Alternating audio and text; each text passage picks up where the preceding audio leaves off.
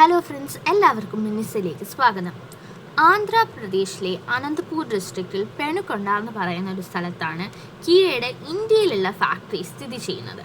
2019 $2 billion കൊണ്ടാണ് ഈ ഒരു ഫാക്ടറി ഇവിടെ പ്രൊഡക്ഷൻ സ്റ്റാർട്ട് ചെയ്തത്.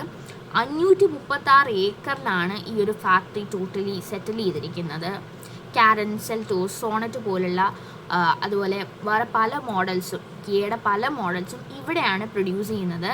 പക്ഷേ ഒരു ട്വിസ്റ്റ് എന്താണെന്ന് പറഞ്ഞാൽ അവരുടെ എംപ്ലോയീസിൻ്റെ കാർസൊക്കെ ഇതിൻ്റെ ഫ്രണ്ടിൽ തന്നെയാണ് പാർക്ക് ചെയ്തിരിക്കുന്നത്. അതിൽ കിയയുടെ കാറ് വളരെ കുറവായിരുന്നു. മറ്റ് പല ബ്രാൻഡ്സിൻ്റെയും കാർസ് അവിടെ കാണാൻ പറ്റി. അതുപോലെ തന്നെ ഈ പ്രൊഡ്യൂസ് ചെയ്തിരിക്കുന്ന കാറെല്ലാം ഇതിൻ്റെ ബാക്കിൽ പാർക്ക് ചെയ്തിട്ടുണ്ട്. അതും നമുക്ക് കാണാൻ പറ്റും കേട്ടോ. ഇവിടെ ഒരു വർഷം 3 ലക്ഷം വാഹനങ്ങളാണ് മാനുഫാക്ചർ ചെയ്യുന്നത്. ഇത് ഒരുപാട് നീണ്ടു കിടക്കുന്ന ഒരു സംഭവമാണ്. ഈ NHന്റെ തൊട്ട് സൈഡിലായിട്ട് തന്നെയാണ് ഇത് സ്ഥിതി ചെയ്യുന്നത്. അതുകൊണ്ട് നമ്മൾ ഈ റോഡിൽ കൂടെ സഞ്ചരിക്കുമ്പോൾ നമുക്ക് ഈ ഫാക്ടറി ടോട്ടലി കാണാൻ പറ്റും.